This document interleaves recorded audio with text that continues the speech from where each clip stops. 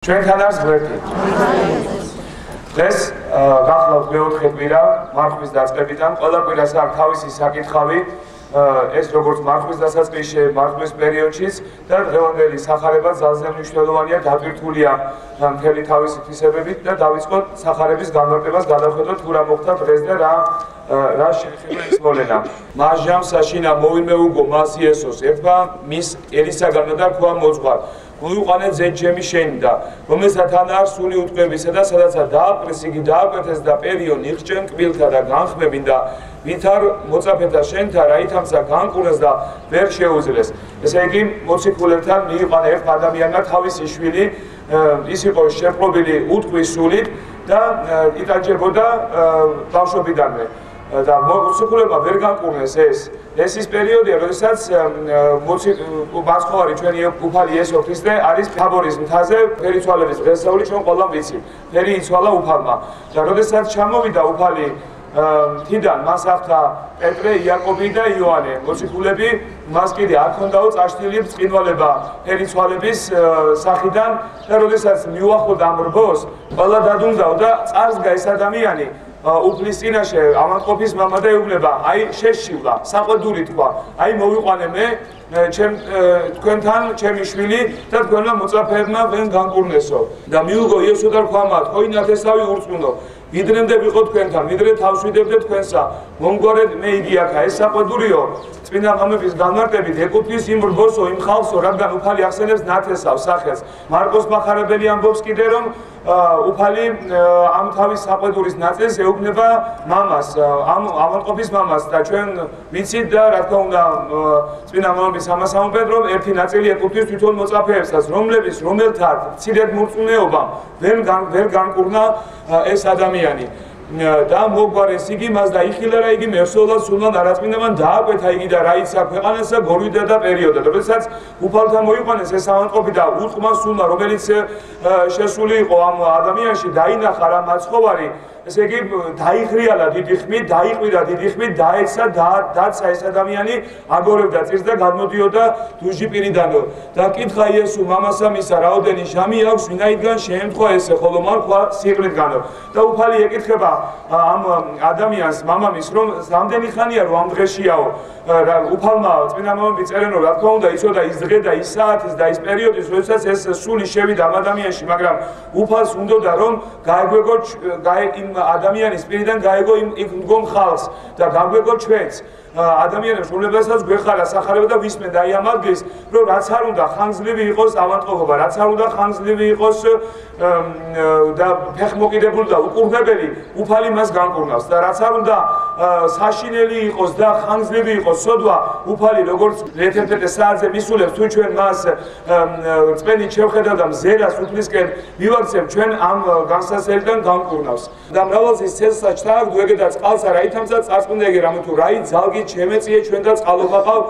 ჩვენთვისო. მამამ თქვა რა რომ ეს სიყრმისგან აქვს ეს ავადმყოფობა, მან გააგრძელა თავისი გაჭირვების თმა, ჩააგდო ცეცხლშიო, ჩააგდო წყალშიო, დასახშობათო, მოსაკლავათო და ამ ერთ დღეში აგდებსო. ხოლო იესო მამას უკვე თუ ძალგი წმენა ყოველივე შესაძლებელს არის მოწმენისა. ჩვენ ისიც ვიცით რომ უფალმა ყველა ადამიანი წმენით განკურნა, აი მაგალითად ასის თავის გავიხსენოთ ერთ-ერთი მაგალითი, როდესაც ასის თავი მიდის უფალთან, ეუბნება უფალო ჩემი მსახური მიწევს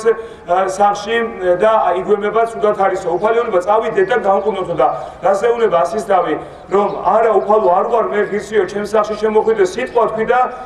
გადარჩებაო. და ჩვენ ვიცით რომ შემდეგ ასის თავი ბრუნდება და ზუსტად იმ წუთას, იმ წამს, როდესაც უფალმა თქვა წადი განკურნებულია შენი მსახურიო, იმ დროს განიკურნა, ხოლო ეს ადამიანი პირიქით ამას ეჭვიში აქვს სარწმუნოებაში და მით უარის მისი შვილი საიმ დღეში და თუ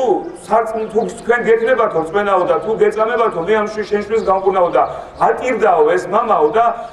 წამსო უფალო და შეეწიე ჩემს ურწმუნოებასო და ვითარცა იხილა იესო რამე თუ შეკლებოდა ერი მიზე და შერისა სულსა მას და თქვა უხსა ნუ უღარ შეხვალ მაგისარ ღაღაყო და ფრიად გორვიდა განვიდა მისგან და იქნა ვითარცა მყარი ვითარცა მრავალნი იტყოდეს და ვითარმედ მოკდა ხოლო იესო უკრა ხელი მისი და აღადგინა იგი და აღდგა წეგან ჩვენ თქვით ვახსენეთ რომ უფალთან როდესაც წარდგა ეს ავანტყოფი სული, უფალმა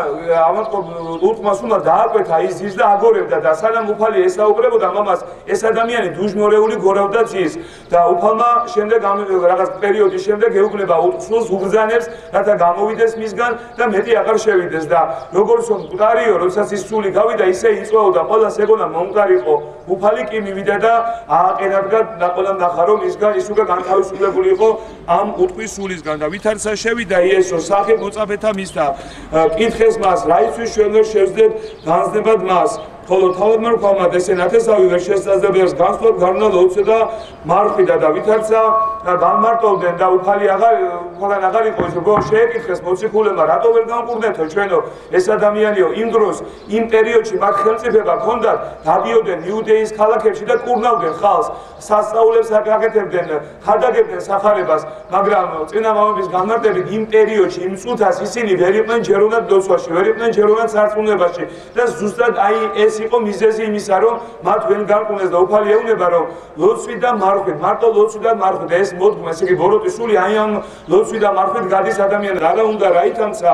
აქვს და ვინ არ ამეთუ ასწავი და მოწაფეთათვის და ეთყოდა მათ რამეთუ ზეკაცისა მიეცემის ხელთა კაცასა მოკლან იგი და მორა იგდეს მესამესა დღესა სახარება მთავრდება ბოლოს სიტყვებით როდესაც უფალი განმარტოვდა მოციქულები გაყვნენ ისე ეუბნება რომ ის უკვე თავის მოსალოდნელ ჯვარცმასთან დაკავშირებით რომ მას შეიტყობენ მას მოკლავენ და რომ ის მესამე დღესა აღდგება ამ სახარებიდან ძალიან ბევრი სწავლება ბევრი სასარგებლო სული შეიძლება ავიღოთ ჩვენ ცოდნა და აი მაგალითად თუნდაც მარხვასთან და ლოცვასთან დაკავშირებით ამაზე არ შევჩერდები ჩვენ ზარავერთხელ გვისაუბრია მარხვასთან და ლოცვასთან დაკავშირებით და გვითქვამს რომ მარხვა მოგწყვიტავს ჩვენ ყველანაირი წუთისოფლის საზრუნავებიდან და ლოცვას ავყავართ უფალთან მაგრამ დღეს შევაჩერებთ თქვენ ყურადღებას წმენასთან დაკავშირებით რადგან წმენა ზუსტად ის გზნობა ის მთავარი გზნობა რომელიც ჭირდება ჩვენ უფალთან ურთიერთობისთვის მე არაერთხელ მithქვამს ილია ჭავჭავაძის სიტყვები ორი რამეა ქვეყანაზეო ერთიო თუ ვერ დაინახეო ვერ იწამებ და მეორე თუ ვერ იწამებ ვერ დაინახაო თავშად როდესაც ჩვენ მიგვითითებენ იმ ადგილას სადაც არ დგას ადამიანი ან მიგვითითებენ იმ ადგილას სადაც რაიმე საგანი არაა და ვერ ვუყურებთ რა თქმა უნდა ვერ დავიჯერებთ მაგრამ მეორე არის ესე იგი თუ გვეწამება ჩვენ თუ დავინახავთ უფალს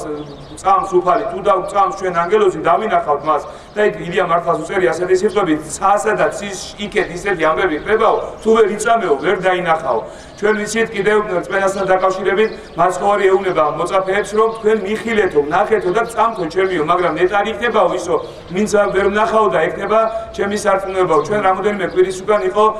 პეტრე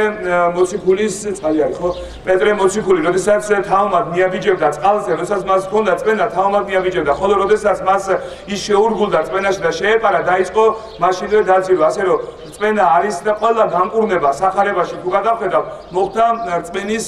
შემდეგ საჭიროა რომ ჩვენ ლოცვა შეისმინოს ღმერთმა უნდა ილოცოთ ნამდვილი წმენი და აუცილებლად უნდა წამდეთ რომ ღმერთი არსებობს აუცილებლად უნდა ხელოვდეთ ღმერთს თქვენ წინაშე და აი როგორ ჩვენი დიდი ადამიანის წინაშე ვდგავართ გამართულად როგორც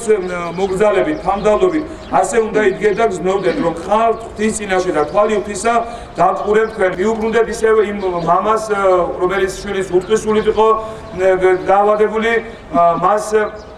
ის როდესაც ამბობს ამოსო შეეწიე უფალო ჩემს ურწმუნებასო და წინა მამები გვასწავლიან რომ ჩვენ ხშირად უნდა ვთხოვდეთ უფალს შეეწიე უფალო ჩვენს ურწმუნებასო რადგან სარწმუნოება არაფერი არ სჭირდება ადამიანს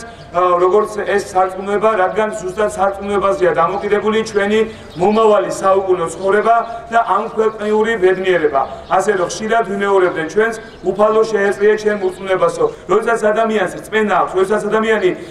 წამს უფალი მის ცხოვრებაში მას ბევრი აქვს ბედნიერებას ნობს თავს ცოტა აქვს ბედნიერებას ნობს თავს ყველაფერს იტვირთავს უფალს იტვირთავს მის სიყვარულს იტვირთავს ასე რომ ჩვენ გვაკლია ძალიან გვაკლია თითოეულ ჩვენგან სარწმუნოება და ხშირად როდესაც ჩვენ შევეჭდები და ვიფიქრებთ ან მოусმენთ რამე ტექსტს ან სადმე წავიკითხავ და ან ათეისტ ვნახავ და ჩვენ დავფიქრებით მართლა არსებობს უფალი თუ არ არსებობს გავიხსენოთ ილია მართლის სიტყვები თუ ვერ ვიწამეთ ვერ დავინახავ დავრჩები დავინახავ როდესაც სული დატოვებს ხელს მე უკვე გვიანია უფალო შემიწყალე უფალო მაშინ კი დაინახავს ყველა რომ თუმი არსებობს უფალი, არსებობს ბოროტი, არსებობს ანგელოზი, მაშინ გვიანია. ამიტომ სანამდროა უფალო გვიშველი, უფალო შეეწიე ჩემს უწმუნებას და ღმერთმა გაგვაძლიეროს სვენაში. ღმერთმა ძალა მოგცეთ, მე მინდა აღვნიშნო გუშინ ძალიან ხარი იყო, სული ამინდი იყო, სავსე იყო